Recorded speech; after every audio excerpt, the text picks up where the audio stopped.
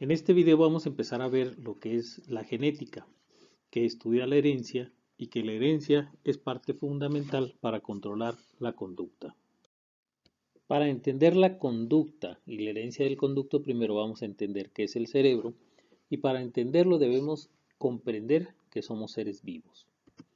Por lo que es necesario entender que la biología es la ciencia que estudia a los seres vivos y los seres vivos son los que tienen las características comunes de nacer, que es la capacidad de aparecer de otro ser vivo, y si recordamos la teoría celular, dice que todos los seres vivos están hechos de células y solo las células se pueden crear a partir de células.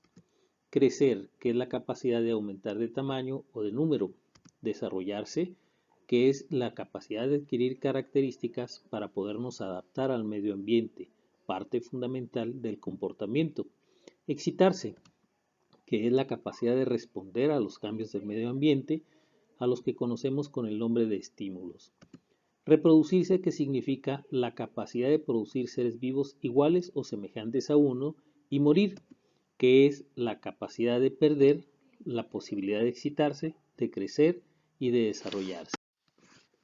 Todas las células están hechas de elementos que se agrupan, reaccionan y forman moléculas. Estos se llaman elementos biógenos. Se denominan elementos biógenos, pues, o bioelementos, a aquellos elementos químicos que forman partes de los seres vivos, atendiendo su abundancia, no su importancia, se pueden agrupar en tres categorías. Primero, bioelementos primarios o principales, como el carbón, hidrógeno, oxígeno, nitrógeno, azufre y fósforo. Son los elementos mayoritarios de la materia viva que constituyen el 95% de la masa total y las propiedades físico-químicas que tienen son idóneos para poder reaccionar y formar seres vivos. La importancia básica de estos es que se encuentran prácticamente en todos los seres vivos. Los bioelementos secundarios como el magnesio, el calcio o el cloro los encontramos formando parte de los seres vivos, de la mayoría, pero en una proporción mucho menor, 4.5%. Y los oligoelementos se denominan así al conjunto de elementos químicos que están presentes en los organismos en forma vestigial, pero que son indispensables para el desarrollo armónico de algunos tipos de seres vivos. Estos compuestos forman biomoléculas o biocompuestos que son esenciales para la vida y están hechos básicamente a partir de cadenas de carbón, como por ejemplo los azúcares o carbohidratos, que se forman a partir de 6 carbones, generalmente, con hidrógeno, como ya lo dice su nombre, los lípidos, que tienen un grupo carboxilo, que es lo que los distingue, las proteínas, que tienen un grupo de nitrógeno o una base nitrogenada, los alcoholes, que tienen un grupo hidroxilo, y los ácidos nucleicos, que como sabemos forman parte de los cromosomas o la cromatina. Este dibujo esquematiza una célula, donde los ácidos nucleicos, de los que acabamos de hablar de manera muy breve, forman la estructura en donde se encuentra la información genética dentro del núcleo. Y básicamente la encontramos de dos formas, dependiendo del estado o del periodo del ciclo celular, siendo estas dos formas los cromosomas, que como su nombre lo indica, a partir de sus raíces, son cromos, color, y somas, cuerpo, es decir, son cuerpos de color.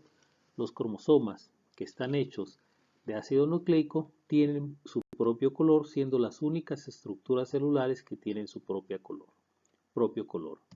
Y la cromatina, que significa mancha de color, que es lo mismo que los cromosomas, pero en estado desenrollado, y que sirve para poder leer la información.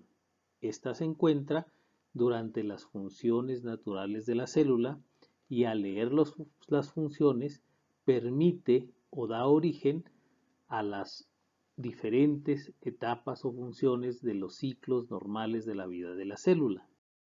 La información que se encuentra en los cromosomas o en la cromatina tiene la información de la herencia de forma codificada vamos a entender lo que significa un código, ya que esta información codificada se le llama código genético. Para entenderlo de una mejor manera, vamos a compararlo con algo más común, que es el código de tránsito. El código genético es el que rige las funciones de la vida de la célula. El código de tránsito es el que rige las leyes de tránsito, es decir, la capacidad de moverse a través de las vías públicas como las calles, los caminos, carreteras, parques, etc. En el código de tránsito vamos a encontrar un conjunto de señales que tienen un significado y cuando se agrupan y se contextualizan adecuadamente determinan una función específica. En el idioma español, que es otro ejemplo muy claro de un código, las señales del código las llamamos letras, que son desde la A a la Z. En el código genético, las letras están formadas por bases nucleicas, que son 4: la adenina, la guanina, la citosina y la timina. Estas 4 bases nitrogenadas son pues las letras del código genético. En el español, las letras se agrupan y forman palabras, como la palabra pluma, que por sí sola no tiene un significado muy preciso. Y si le pedimos a un profesor que piense o que nos diga qué piensa cuando le decimos pluma, probablemente se va a imaginar un aparato que sirve para escribir, una pluma de escritura. Sin embargo, si le preguntamos a un estudioso de la naturaleza, un amante de la naturaleza, qué piensa al escuchar la palabra pluma, probablemente nos diga que es una de las partes de las alas de un ave. Las palabras en el código genético se forman también con letras, las cuales son la adenina, guanina, citosina y timina. Pero las palabras en el código genético siempre tienen 3 letras y por sí solas no tienen un significado preciso. Si articulamos varias palabras en español tendrán un significado, una característica o una función o ambas. El gato negro está sobre el tejado y está comiendo. Ya tiene una característica o una función. Si articulamos varias palabras en el código genético, ocurrirá lo mismo y tendrá un significado, como el color de los ojos o el color del cabello o la estatura, etc. Tendrá un significado. Hay que recordar que las palabras en el código genético no se llaman palabras en sí, sino que se llaman codones. Así como las palabras forman frases que tienen un significado, en el código genético también los codones forman frases, pero estas frases se llaman genes y también tienen un significado. Por ejemplo, una función puede ser el color de los ojos, ojos azules, verdes o negros. Para esto, la información del código genético que está en el DNA, cromosomas o cromatina debe ser copiada en la parte que corresponde a un gen o una frase. La copia es una tira idéntica con 2 cambios. Primero, es una tira sencilla y no doble, y segundo, en vez de timina, tiene uracilo.